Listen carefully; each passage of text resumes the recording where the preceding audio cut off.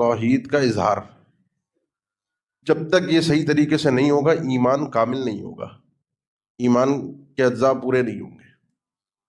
اس ایک کو ماننا ہے، اس ایک کو راضی کرنا ہے۔ اپنی یومیہ زندگی کے اندر دیکھیں کہ ہم اس ایک کے بجائے کس کس کو راضی کرنے کی دنیا میں کوشش کرتے ہیں۔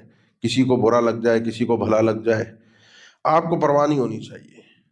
میرا رب اگر میرے اس کام سے، اس عمل سے اس نے حکم دیا ہے، وہ راضی ہے، کوئی خوش ہوتا ہے خوش ہو، کوئی ناراض ہوتا ہے ناراض ہو، کوئی میرا مذاق اڑاتا ہے مذاق اڑائے، کسی کی نظر میں برا بنتا ہوں برا بن جاؤں۔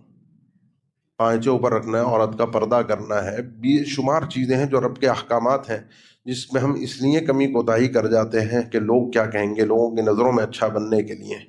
آپ اور میں کل اللہ کے سامنے اکیلے کھڑے ہوں گے، کوئی یہ لوگ ساتھ نہیں ہوں گے، کوئی ساتھ دینے والا نہیں ہوگا۔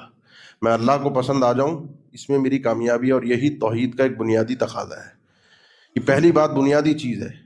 اسی لیے اس ایک کو راضی کرنے کے لیے ہم وہی کام کرتے ہیں جو اس ایک نے کہا ہے۔ اب آپ دیکھیں، اثرات دیکھیں اس توحید کے، کہ ہمیں اس اللہ نے اپنا تک پہنچنے کے لیے جو رسولوں کا سلسلہ بھیجا کہ یہ جو عبادت کے طریقے بتا رہے ہیں اس طریقے سے کرو۔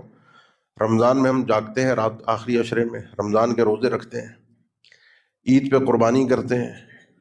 باقی آپ دیکھیں جنہوں نے اپنے اپنے حساب سے اپنے اپنے زعامہ بنائے ہوئے ہیں، ان کی راتیں کئی کئی جاگنے کی ہیں۔ رمضان کی راتوں کی ان کے ہاں وہ اہمیت نہیں ہے جو باقی راتوں کی اہمیت ہے۔